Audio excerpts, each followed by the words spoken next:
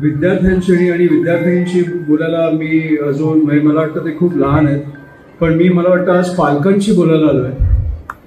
कारण जे माझं स्वप्न होतं आणि जे तुमचं पण स्वप्न आहे की कुठेतरी मुलगा किंवा मुलगी शाळेत गेल्यावर ते कुठेतरी सुरक्षित असावे, त्यांच्या आयुष्यात काही अडचणी नसाव्या, किंवा कुठेतरी महाविद्यालयात गेल्यावर ते सुरक्षित असावे.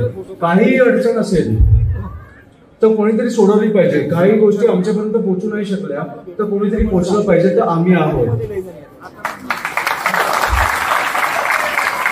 हेच सांगायला मी तुम्हाला आज आलोय, कारण मला माहिती आहे ती भीती काय असते. कारण माझा मुलगा आता शाळेत जाणार आहे,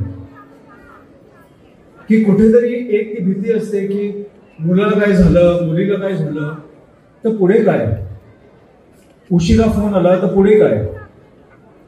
आणि माझं म्हणणं आहे की महेशजी तुम्ही जसं बोललात की इकडे आता मुलींवर हात टाकण्याचे जे हे वाढले इन्सिडेंट, त्यांचे हात पाय तोडून तुम्ही पोलिसांना दिलं पाहिजे.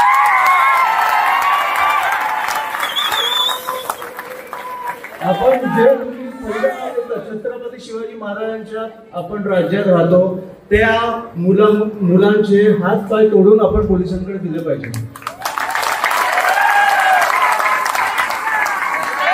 हे राज्य असं नाही की मुलींवर हात टाकू शकतो आपण.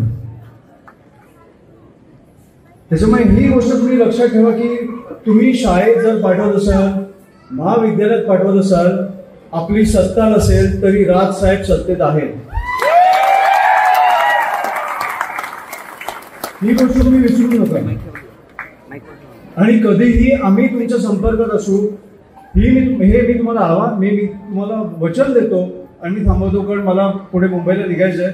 पण मी खरंच पालकांशी बोलायला आलोय की तुम्ही शाळेत पाठवायला किंवा महाविद्यालयात पाठवायला मुला मुलींना घाबरू नका, आम्ही आहोत.